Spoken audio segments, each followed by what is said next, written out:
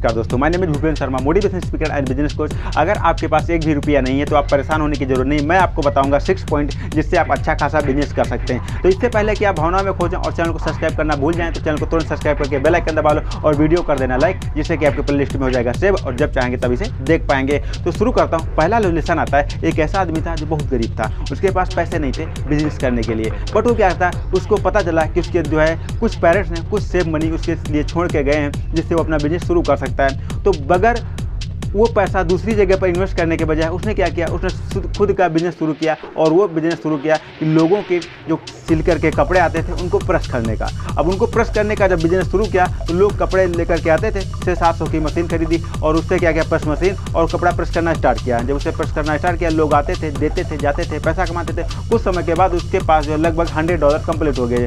$100 complete होने के बाद उसने सोचा क्यों ना अब इससे कुछ दूसरा बिजनेस किया जाए। उन्होंने क्या किया, उस $100 कंप्लीट करने के बाद उससे एक सिलाई मशीन लेकर के आ गए। सिलाई मशीन लाने के बाद उससे बिजनेस उसने स्टार्ट किया और सिलाई लोगों को जो है कपड़ा सिल करके देना शुरू कर दिया। बट प्रॉब्लम क्या थी, उसको सिलाई का नॉलेज नहीं था। दूसरे आदमी को उसने हायर किया था। बट लोगों की जो भी कपड़ा सिल करके दुकान पे शॉप पे ले करके गए और उनको दिया कि ये मैंने जो है कपड़े की डिजाइन की है और इसे जो है सिल करके मैं आपके पास ले करके आया हूँ। उस दिन तो बहुत उत्सुक थे कि मैं जो कपड़ा ले करके गया हूँ वो 100% पसंद आएगा। बट क्या हुआ, जो मॉर्निंग में वहाँ पर पहुँचे तो दुकानदार ने, शॉपकीपर ने साफ साफ मना कर दिया, ये कपड़ा किसी ने पसंद नहीं किया, ये कपड़ा सेल नहीं होगा।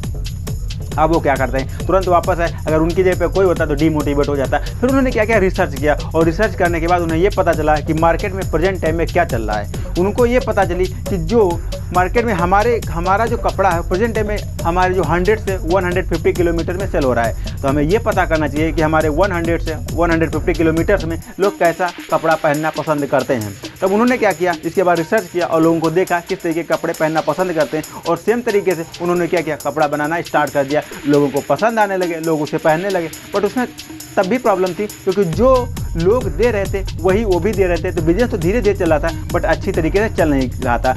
फिर उन्होंने क्या किया, उस पर एक्सपेरिमेंट करना स्टार्ट किया। लगभग 100 से 150 एक्सपेरिमेंट करने के बाद उनको एक ऐसा सिस्टम मिला जहाँ से उन्होंने क्या किया, जो हीरो हीरोइन, उन्होंने देखा कि काफ़ी लोग पिक्चर में जो है पिक्चर मूवी बहुत ज़्यादा देखते हैं, हेयर स्टाइल कटाते हैं, हेयर स्टाइल शूज वगैरह सब कुछ पहनते हैं। तो उन्होंने क्या किया कि क्यों ना यहाँ के लोगों को जिस तरीके की नई पिक्चर रिलीज होती है उसके जो हीरो हीरोइंस जिस तरीके के कपड़े पहनते हैं, क्यों ना मैं उस तरीके का डिजाइन करूँ कपड़ा।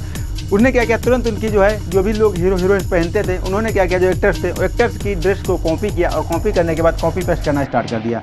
वहाँ के अपने स्थानीय लोगों को उस तरीके का कपड़ा देना स्टार्ट कर दिया। अब लोग क्या थे, नए नए जो लड़के थे वो तुरंत उनको पसंद आने लगे और देखते देखते कुछ ही समय में बहुत ज़्यादा अर्निंग हो गई। तो इससे हमें सिर्फ एक चीज़, पहली पॉइंट जो हमें मिलता है, सबसे पॉइंट से मिलता है कि आपका एक्सपीरियंस आपके कभी काम आ सकता है, जैसा कि उसने लिया था। आपको खाली नहीं बैठना, अपने समय का यूज़ करना है। नंबर 2, आपको ये पता चलता है कि आपका जो है आपको वो देना है जो लोग चाहते हैं। लोगों को डिमांड्स पर आपको एक्शन लेना जो लोग चाहते हैं, ना कि जो आप चाहते हैं। आपको कोई चीज़ पसंद आ रही बहुत ज़्यादा, इसके ये मायने नहीं रखती कि दूसरे लोगों को भी पसंद आएगी। इससे हमें सिर्फ एक सिंपल सा पॉइंट समझ में आता है, डिमांड ऑन पब्लिक। बिजनेस का रूल्स है नंबर 1, डिमांड ऑन पब्लिक। से एक चीज़ और आपको सीखने को मिलती है कि जो बिजनेस आप करना चाहते हो, अगर उसके बिजनेस को करने के लिए आपके पास पैसे नहीं है तो वो बिजनेस आप सीख लो, जिससे क्या होगा, फ्यूचर में आने वाले टाइम में आपका वो एक्सपीरियंस उस बिजनेस में काम आएगा। लेसन नंबर 2 आता है, मार्कर नाम का एक ऐसा आदमी था जिसके पास पैसा तो बहुत सारा था। बहुत सारा पैसा होने के बावजूद बहुत सारे बिजनेस किए बट फ्लॉप हो गए, सारा पैसा उसका डूब गया। आखिरी में उसके पास क्या बचा था, सिर्फ एक गोल्ड की चेन बची थी और भूख से परेशान था। बट वो चेन किस लिए नहीं सेल हुई, क्योंकि उसके पेरेंट्स ने उस चेन को गिफ्ट में दिया था उसकी बर्थडे पर और पेरेंट्स उसके दुनिया में थे नहीं, तो यादगार के तौर पर उसे रखना चाहता था। बट वह भूख से परेशान हुआ तो उसने कहा चलो इस चेन को भी सेल कर देते हैं। वो चेन को सेल करने के जा रहा था, तब तक रास्ते में एक मिठाई की दुकान, स्वीट की शॉप दिखी। वो वहाँ पर गया और जा करके बैठ जाता है और वेटर को ऑर्डर करता है कि कुछ मिठाई ला करके दो यार, मुझे भूख बहुत ज़्यादा लगी है। अब वो क्या करता है, वेटर जाता है और वेटर कुछ मिठाई लेकर के आता है, उसे देता है और वो खाता है। खाने के बाद कहता है कि मैं ये गोल्ड की चेन सेल करने जा रहा हूँ और जैसे ही सेल करके आता हूँ मैं आपको पैसा दे दूंगा, क्योंकि मेरे पास एक भी पैसा प्रेजेंट में नहीं है। वो गोल्ड से, और जो स्वीट्स का जो ऑनर होता है, जो उस बिजनेस को चला रहा था, वो बिजनेस ऑनर गुस्सा हो जाता है और कहता है ऐसा करो ये चेन आपको हमें दे दो और मैं इस बिजनेस को आपको दे देता हूँ। बिजनेस जो था, जो उसका ऑनर चला रहा था, वो बिजनेस काफ़ी लॉस में चल रहा था। उसने क्या किया, जो मार्कन जी ने क्या किया, उन्होंने तुरंत कहा कि ठीक है मैं इस बिज़नेस को ले लेता हूँ और ये गोल्ड की चेन आप ले लो। उसने उस बिज़नेस को जो लॉस में चल रहा था बिज़नेस को ले लिया और वो चेन उनको दे दी। और उस बिज़नेस को करने के लिए अब उसके पास पैसे तो थे नहीं, क्योंकि सब कुछ इसने दांव पे लगा देता है। फिर उसको याद आता है कि उसका एक फ्रेंड है जिसकी कुछ हेल्प कर सकता है। उस फ्रेंड के पास कॉल करता है और उससे कहता है कि मेरी कुछ हेल्प करो प्लीज़। उससे क्या करता है 50,000 रुपये वो लेता है। 50,000 लेने के बाद फिर उस बिज़नेस को कुछ इंप्रूवमेंट करता है और शुरू कर देता है। शुरू करने के बाद उसमें क्या करता है, वो जो है वहाँ पर पता करता है कि हमारे मार्केट में प्रेजेंट टाइम में सबसे महंगी और सबसे सस्ती क्या चल रही है। उसको पता चलता है कि यहाँ पर 200 से 250 रुपये तक का जो स्वीट्स चल रहे हैं प्रेजेंट टाइम में। तो वो क्या करता है, अपने स्वीट्स का प्राइस रेट 300 रुपये रख देता है। 300 रुपये रखने के बाद लोग, अब लोग 300 रुपये रखता है, पहले तो लोग भागते हैं। भागने के बाद जो एक बार आदमी आता है फिर उसकी हेल्प जो है उसकी तारीफ़ करना शुरू कर देते हैं, क्योंकि वो अपने मिठाई में जो है कुछ ओरिजिनलिटी देने की कोशिश कर रहा था, कुछ नया देने की कोशिश कर रहा था। लोग उसकी शॉप पर आना शुरू कर देते हैं। जब शॉप पर आना शुरू कर देते हैं तब उसे पता चलता है कि यार हमें तो कुछ और नया करना चाहिए। फिर अचानक से क्या होता है, एक बच्चा आता है और बच्चा कहता है मुझे ऑरेंज जैसी मिठाई चाहिए, मतलब जब मैं खाऊं तो मुझे ऑरेंज जैसा स्वाद आए। तो उसके पास तो थी नहीं, वो परेशान हो जाता है। फिर उसके दिमाग में थॉट्स आता है क्यों ना मुझे ऐसी मिठाई बनानी चाहिए। उसने क्या करता है, तुरंत वो फ्लेवर टाइप स्वीट्स बनाना स्टार्ट कर देता है। फ्लेवर टाइप स्वीट्स क्या होता है, जैसे कि ऑरेंज की तरीके से मिठाई खाओ, ऑरेंज का स्वाद है, ऑरेंज की खुशबू है, या फिर मिठाई खाओ आम का स्वाद है, आम की खुशबू आए, या मिठाई खाओ तो जो है जैसे कि ब्लैकबेरी जैसी स्वाद है, ब्लैकबेरी का खुशबू है। तो इस तरीके से वो क्या करता है, इस तरीके का मिठाई बनाना स्टार्ट करते हैं। इसी तरीके का सेंट यूज करना स्टार्ट कर देते हैं, जिससे लोग कहते वाओ गजब। आप जो स्वाद जिस तरीके का लोगों को पसंद था, जो फ्रूट्स लोगों को पसंद थे, उस फ्रूट्स के टाइप की जब उसने मिठाई देना शुरू कर दी, लोग दौड़ दौड़ के आने लगे। और वहाँ पर कुछ ही समय जैसे कि कॉन्डी में सेम फ्लेवर पड़ता है, उसी तरीके से उसने क्या किया, जैसे टॉफ़ी में सेम फ्लेवर पड़ता है, तो मिठाई में डालना स्टार्ट किया। और ये कुछ ही समय में उसकी मिठाई दुनिया में वर्ल्ड में फेमस हुई और फ्रेंचाइजी देना स्टार्ट कर दिया उसने। लेसन नंबर 2 से हमें सिर्फ यही सीख मिलती है कि हमें लोगों को कुछ नया देना चाहिए, और ये भी नया ऐसा देना चाहिए कि लोगों को पसंद आए। लेसन नंबर 3 आता है, हमका आदमी था जो पैशन, वो सोचता था, शुरू से सोच रहा था कि हमें बिजनेसमैन बनना है। बट बिजनेसमैन बनने के लिए जो बिजनेसमैन की डिग्री थी, उस डिग्री को हासिल करने के लिए उसके पास पैसे नहीं थे। तो उसने क्या किया, बहुत सारी जगहों पर ट्राई किया कि मुझे पार्ट टाइम वर्क मिल जाए, जिससे कि कमाई करके मैं उस पैसे को चुका दूँ और मुझे डिग्री हासिल हो जाए, बट नहीं मिला। अचानक से एक आदमी के पास जाता है और उससे बोलता है, तो वो आदमी की सेम सिचुएशन होती है, मतलब वो भी आदमी कभी इसी तरीके से कड़का था।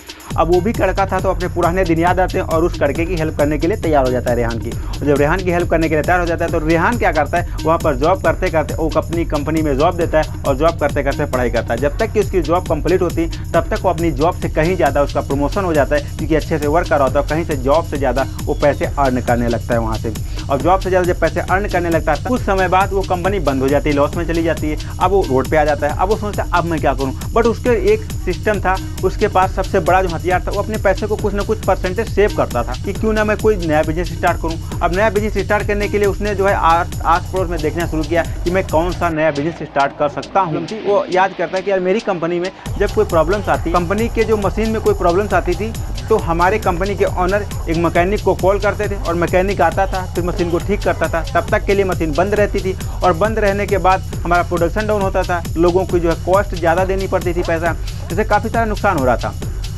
तो उसने कहा क्यों ना मैं एक ऐसी टीम तैयार करूं कि जो है जो लोगों की हेल्प करे तुरंत, टाइम टू टाइम, कि तुरंत जैसे कि लोग कॉल करें और तुरंत हमारी टीम जाए उसकी मशीन को ठीक कर दे। और प्रॉब्लम कंपनी के ऑनर के पास ये भी थी कि परमानेंट इंजीनियर तो रख नहीं सकता था, क्योंकि कंपनी ख़राब होती थी 5 महीने 6 महीने पे, ठीक है, कोई जो मशीनरी ख़राब होती थी 5 महीने 6 महीने पे, और तो परमानेंट इंजीनियर तो रख नहीं सकता था। इस वजह से उसने क्या किया, तुरंत फटाक से उसने क्या किया, अपनी एक कंपनी लॉन्च की, और कंपनी लॉन्च करने के बाद इस तरीके से परमानेंट हेल्प देना स्टार्ट कर दिया कि खुद तो परमानेंट था, बट वो टेम्परेरी, कंपनी के लिए टेम्परेरी था कि आपकी अगर प्रॉब्लम्स आ रही तो मैं 2 दिन में आके सॉल्व कर दूंगा, 2 दिन का हमें पैसा दे दूँ।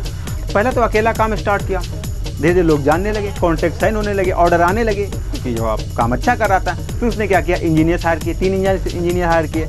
अब और बाहर लोगों के पास जानकारी हुई कि यार अब कंपनी वाले के पास नंबर होता है, एक दूसरे को कॉन्टेक्ट करने लगे, यार कोई इंजीनियर को बताओ, अरे कहाँ ऐसा आदमी है 2 दिन में ठीक कर देगा, कम पैसे में ठीक करता। तो देखते देखते कुछ ही समय में क्या हुआ, बहुत सारी फ्रेंचाइजी उसने बिल्ड कर दी और बहुत सारा पैसा उसके पास आने लगा। इस लेसन से हमें ये सीखने को मिलता है कि आपको नंबर 1 अपने पैसे को सेव करना चाहिए, कुछ % हिस्सा अपने पैसे को सेव करना चाहिए। यूथ की सबसे बड़ी प्रॉब्लम है पैसे को सेव नहीं करते। और नंबर 2 आपको कोशिश करनी चाहिए। जी, लेसन 4 आता है, एक मालती नाम की लड़की थी जो छोटी सी दुकान करके जो है रोड के किनारे अपना घर का खर्चा चलाती थी। फिर क्या होता है, वो देखती है कि लोग उसके सामने से, प्रेजेंट टाइम में क्या होता है, लोग पैदल जाते हैं और उसके शॉप से और जो उसका रेलवे स्टेशन था वहाँ से जो उसकी डिस्टेंस थी लगभग 4 किलोमीटर थी।